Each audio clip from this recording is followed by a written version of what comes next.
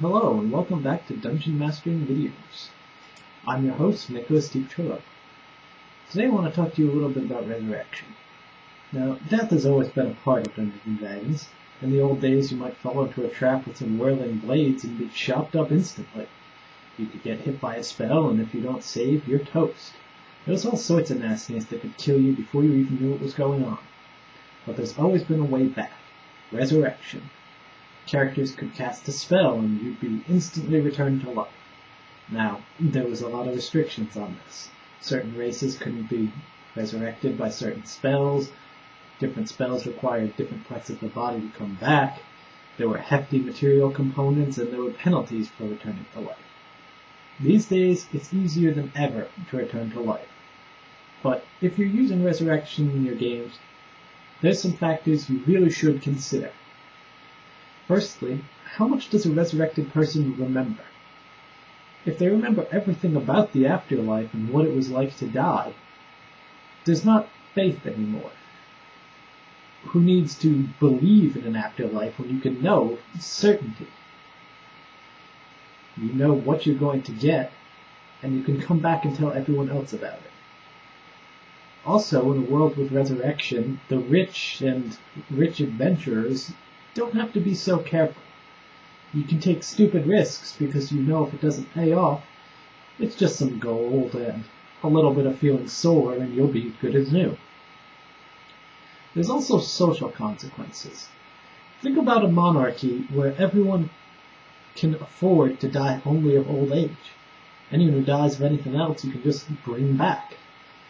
You're a king, you've got the money.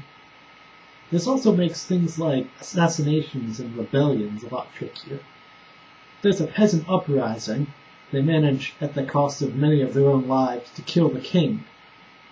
Now, his heirs or his nobles can just bring him back. The peasants don't have that luxury. It makes social change a lot harder. There's also the question of reoccurring villains. Now, traditionally we think a villain needs to escape in order to reoccur. But really, in a world of resurrection, particularly one where only any part of the body is needed to bring someone back to life, as long as the party members don't completely destroy every scrap of skin and bone, the villain has the potential to come back.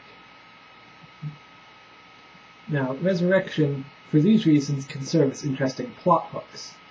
If the player characters need to assassinate someone, let's say a tyrant king, they need to make sure they stay dead. There are some challenges that go along with that, and working that out can be an interesting challenge for your party. Or let's say that someone digs up the bones of a powerful, evil wizard from ancient history. Now, at the time, it took all of the world's greatest heroes to kill him, but someone just brought him back. Will you be able to deal with him again? Is this generation up to the challenge? Personally, I don't like resurrection. I find it too easy and that it complicates things too much. That isn't to say that I think characters should never come back. Mythology is full of cases where characters come back to life. I just think it shouldn't be as simple as a spell or a ritual that really only drains money. I suggest some alternative to resurrection. You can turn it into a quest. For example, in order to resurrect their friend, the rest of the group needs to find a powerful artifact capable of doing it.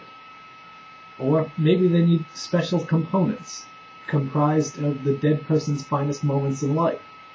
So they need to go out and find the tooth of this first dragon kill. Or they need to return to the mentor who trained him in the art of the sword, and get a memento from those years. It'll tell you a lot about the dead character, make their death and return to life a lot more poignant. Or there's the old staple, journey into the afterlife and bring the person's soul back. Very popular in Greek mythology, but still very difficult. There's also some races and classes that replace the existing resurrection. For example, 3.5 had a prestige class called the Risen Martyr, where a holy person who died in the religious cause could come back to life as a creature that wasn't quite undead, but definitely wasn't alive anymore. Or in 4th edition, there's the new Revenant race, where those who die with things left to do in life are brought back in bodies custom designed by the Raven Queen so that they can fulfill whatever they set out to do. I definitely feel that death should change a character. If they can come back with just a little bit of money, they aren't any better for the experience, and your story hasn't progressed at all. But quests or these special races and classes really have an impact on your storyline and can turn your character into really something special.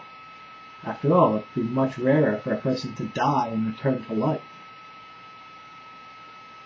Alternative resurrections can really make a mark on your game.